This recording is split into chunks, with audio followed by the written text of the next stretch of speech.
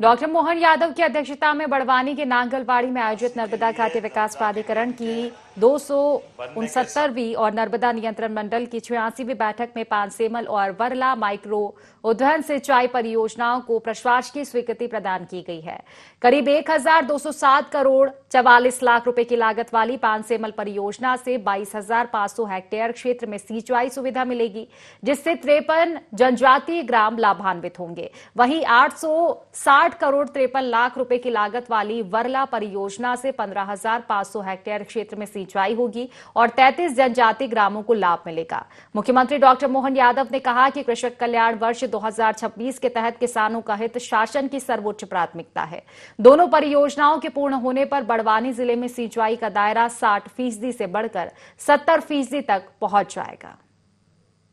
की राशि के लिए नर्मदा के डैम के बनने के साथ हमारे पूरे नर्मदा अंचल के अंदर सभी प्रकार की जल परियोजना पूरी हुई और ये निमाड़ का सूखा बेल्ट जहां पलायन होता था, कठिनाइयां थी, आज पूरा हरा भरा और सबसे अच्छी खेती के लिए अब ये जाना जाने लगा है। पानसेमल की सिंचाई परियोजना जिसमें पानसेमल तहसील के 53 गांवों के 22,500 हेक्टेयर की सिंचाई इस क्षेत्र में होगी, जिसकी लागत लगभग 1208 करोड़ की आने वाली है। बड़वानी के पाटी सूक्ष्म उद्यम सिंचाई परियोजना के माध्यम से कई प्रकार की संभावना है, जिसके लिए हमने 2026-27 में माइक्रो इरिगेशन के सिस्टम के आधार पर लगभग 5,940 हेक्टेयर में इस सिंचाई का हमने निर्णय लिया और उसके आधार पर 7,986 किसानों को इसका लाभ मिलेगा, जिसके आधार पर वो कृषि कल्याण वर्ष में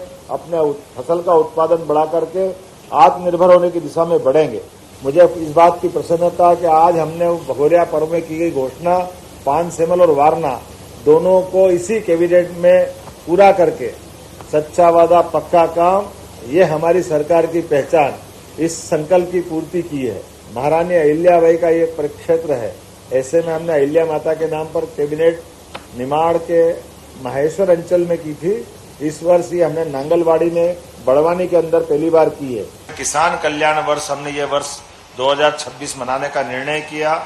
इसी परिप्रेक्ष्य में अलग अलग अंचल में कृषि कैबिनेट और किसानों से जुड़कर के खेतों के साथ टेंट तंबू में भी किसान की नीतियों को बनाने का निर्णय फलीभूत हो, क्षेत्रीय प्राथमिकता को जगह मिले। ऐसे कई योजनाओं के बलबूते पर आज कई प्रकार के रंगारंग कार्यक्रमों के साथ इस आयोजन के साथ कृषि कैबिनेट भी जुड़